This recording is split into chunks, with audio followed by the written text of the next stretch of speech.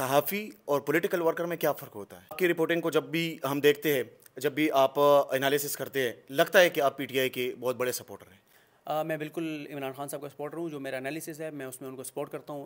100% नहीं, 1000% सपोर्ट करता हूँ। बलूचिस्तान के तलबा यहाँ पर तकरीबन 30 दिनों से यहाँ पर प्रोटेस्ट पर थे, आप नहीं गए। अगर कोई पीटीआई का प्रेस कॉन्फ्रेंस होता है तो आप टाइम पे पहुँचते। हाँ, ये बात आपकी बिल्कुल ठीक है, ये बात आपकी गलत नहीं है, बिल्कुल उसमें भी जाना चाहिए। और बिस्मिल्लाहिर्रहमानिर्रहीम, अस्सलाम वालेकुम। उम्मीद करता हूँ आप सब खैरियत से होंगे, जहाँ भी होंगे खुश होंगे। नाज़रीन, आज हमारे साथ जो सहाफ़ी मौजूद है, एक अच्छी शख्सियत है और बहुत ही जद्दोजहद की है उन्होंने मीडिया की फील्ड में, अप्स एंड डाउन देखे हैं। आज उनसे इंटरव्यू करेंगे और मुख्तसरी इंटरव्यू करेंगे। मौजूदा जो सियासी सूरत हाल है उस पर भी गुफ्तगू करेंगे और सहाफ़त पे भी ख़ास तौर पे बातचीत करेंगे। अस्सलाम वालेकुम। वालेकुम अस्सलाम। आपके वक्त का बहुत शुक्रिया। सबसे पहले मुझे ये बताइएगा कि खान साहब के साथ आप लोगों ने मुलाकात की पेशावर में, तो क्या अहम बात ही हुई उसमें? देखिए उसमें ज़ाहिर है सबसे बड़ी ख़बर तो यही थी कि असम्बली में वापस वो नहीं जाएंगे, ये सबसे बड़ी ख़बर थी। और दो तीन और इदारे के इस्टेब्लिशमेंट के हवाले से उनका मोहतात रवैया था। उन्होंने कोई उस तरह से नेगेटिव बात नहीं की। और उसके बाद क्योंकि इतनी एक्टिविटीज़ हो गई हैं, लेकिन मेरा ख्याल है कि उसमें सबसे बड़ी जो खबर थी वो यही थी कि असम्बली में किसी सूरत वापस नहीं जाएंगे, क्योंकि उस वक्त बहुत ज़्यादा कन्फ्यूजन थी कि असम्बली में वापस जाएंगे या नहीं जाएंगे। मुझे ये बताइएगा कि खान साहब उन्होंने लॉन्ग मार्च किया, एक दिन यहाँ पर रुके, फिर वापस चले गए। क्या लगता है आपको कि क्यों वापस गए थे? उसकी तीन रीज़न्स मुमकिन तौर पर हो सकती हैं। एक तो रीज़न ये हो सकती है कि कोई बैकडोर रब्ता हुआ, उनको एक मैसेज दिया गया हो कि खान साहब अगर आप आकर बैठे रहेंगे तो किसी सूरत भी आपको इलेक्शन की तारीख नहीं मिलने वाली, तो इसलिए आप वापस चले जाएं तो शायद इलेक्शन की तारीख मिल जाए। दूसरा ये भी हो सकता है कि जो इमरान खान साहब जो ख़ुद वो कहते हैं कि लाठीचार्ज बहुत हुआ, शेलिंग बहुत हुई और आगे रेंजर्स और फौज मौजूद थी तो तसादम हो सकता था। तीसरी जो मुमकिन वजह सियासी हो सकती है वो ये हो सकती है कि पंजाब से जिस तरह से लाठीचार्ज हुआ, शेलिंग हुई, जो कंटेनर लगे हुए थे, जो तशद्दुद हुआ, जो छापे लगे, चादर चार दीवारी की जो तकद्दुस पामाल हुआ, तो उतनी बड़ी तादाद में पंजाब से लोग नहीं निकल सके। ये भी एक तीसरी मुमकिन वजह हो सकती है। ये जो सवाल था कि आप क्यों वापस गए, इस तरह का सवाल कोई उनसे किसी ने पूछा था वहाँ पे?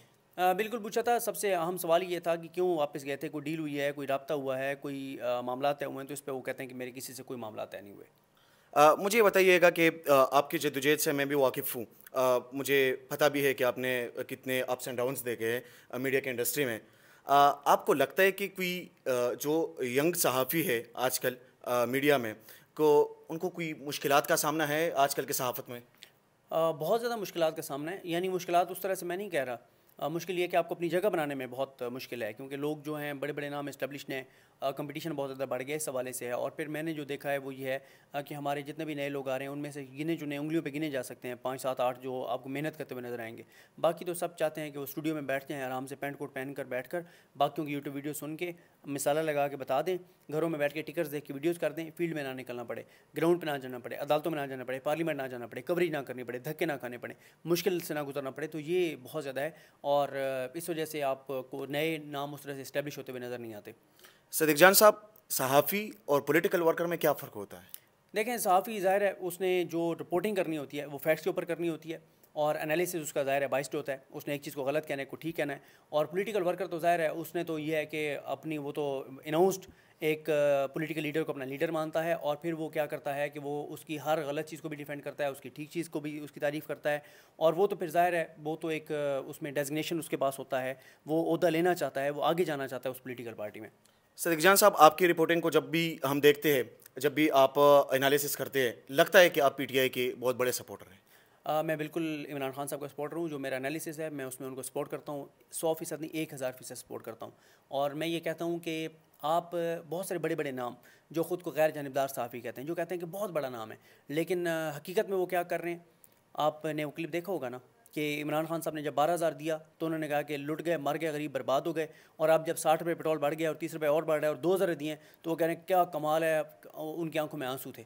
तो वो ख़ुद को गैर जानिबदार कहते हैं। मैं तो ख़ुद को ये कह रहा हूँ कि जो मेरा एनालिसिस है वो बाइस्ड हो सकता है, उसमें मेरी ओपिनियन हो सकती है, लेकिन जो रिपोर्टिंग होती है, अब मैं कोर्ट में गया हूँ, जज साहब ने क्या कहा है, वो इमरान खान के हक़ में कहा है, खिलाफ कहा है, किसी के हक़ में कहा है, खिलाफ कहा है, वो मैं उसी तरह से रिपोर्ट करूँगा।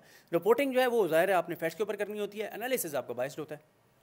आप जब रिपोर्टिंग करते हैं, जब भी आप प्रेस कॉन्फ्रेंस में जाते हैं, खान साहब के प्रेस कॉन्फ्रेंस में आप चले जाते हैं, उनकी कोई पार्टी की तर्जुमान कोई प्रेस कॉन्फ्रेंस करते हैं, आप उसमें भी चले जाते हैं, लेकिन अक्सर जेन्युइन ऐसी इश्यूज़ आ जाते हैं, आप उसमें नज़र नहीं आते। किस तरह के?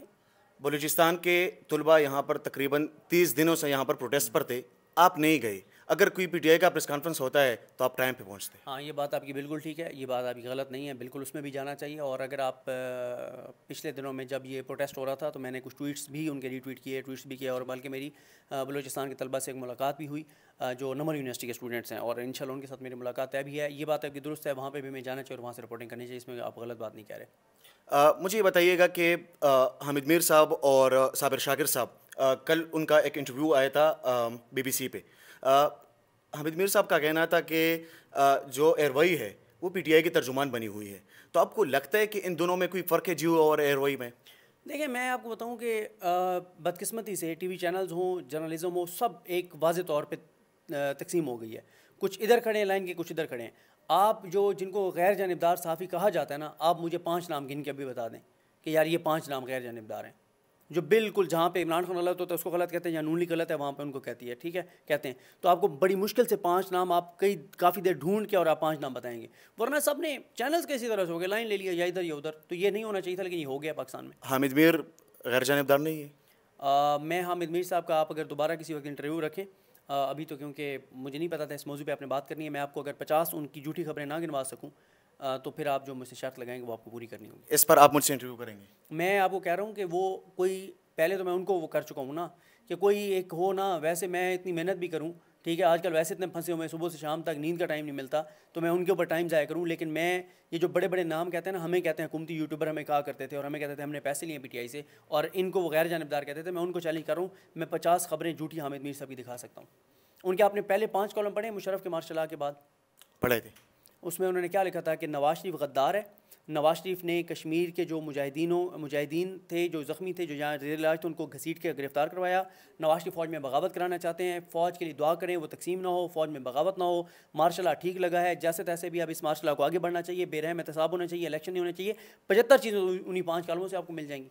लेकिन जब वो पीटीआई का दौर था तो वो खान साहब पे तनकीद करते थे। अब जो नून लीग का दौर है तो अब वो शहबाज शरीफ पे भी खूब बरसाते हैं, खूब तनकीद भी करते हैं उस पर, मतलब जो उनको नज़र आता है। आपको नहीं लगता कि अब उन पर तनकीद नहीं कर रहे हैं? वो नून लीग के ऊपर जो तनकीद इमरान खान के ऊपर अगर 90% तनकीद करते थे ना, नून लीग के ऊपर 15% करते हैं, और वो भी थोड़ी सी अपनी साख, क्योंकि उनके आप ना आप क्योंकि चैनल्स में भी आपका काफ़ी वो है, आप किसी के पास जाके बैठें और उन्हें क्या मुझे रेटिंग दिखाएं हामिद मीर साहब की पिछले 1 माह की, आप रेटिंग देखेंगे तो आपको अंदाज़ा होगा कि अब वो क्यों थोड़ा थोड़ा नून लीग के ख़िलाफ़ बोलना शुरू हो गए।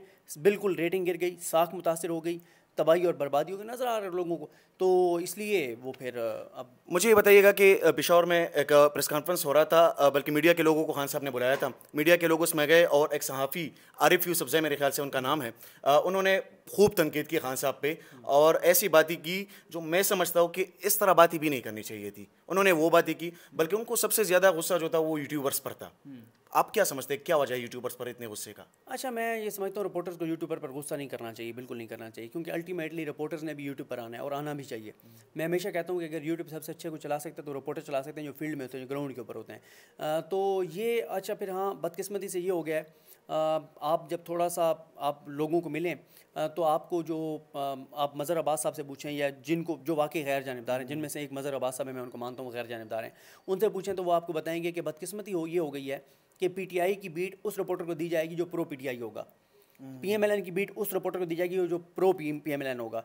एक वक्त था जब ऐसे होता था कि ऐसे साफियों के पास वो बीट्स होती थी जो सख्त सवाल करते थे। अब यह है कि नून लीग की बीट में आपको नून लीग के खिलाफ सख्त सवाल नहीं मिलेगा, पीटीआई की बीट में पीटीआई के खिलाफ सख्त सवाल नहीं मिलेगा, और फिर पॉलिटिकल पार्टीज़ का भी मिजाज इस तरह से डेवलप हो गया है। हालांकि मैं समझता हूँ कि सहाफ़ी को, रिपोर्टर को, हाँ, उसको मिसबिहेव नहीं करना चाहिए, बदतमीज़ी नहीं करनी चाहिए। अच्छा, वो जो यूसुफज़ई साहब वाला कह रहे हैं वो मैंने नहीं देखा, हालांकि वो बहुत ज़्यादा उसके ऊपर सोशल मीडिया बात हो रही थी, लेकिन मैंने नहीं देखा, इसलिए मैं उसके ऊपर कमेंट नहीं कर सकता। लेकिन मैं फिर भी कहता हूँ सहाफ़ी गलत से गलत सवाल करे, सख्त से सख्त सवाल करे, पॉलिटिशियन को मुस्कुरा के उसको टाल देना चाहिए, नो कमेंट कह देना चाहिए, लेकिन ये तासुर ना आ जाए कि वो माइंड करके या गुस्सा। अच्छा, आपने नो कमेंट्स की बात की, कुछ सहाफ़ी ऐसी भी है जो आगे से उनको जो गेस्ट उनका होता है वो नो कमेंट्स भी कह लेता है, लेकिन फिर भी उनके जान को नहीं छोड़ते।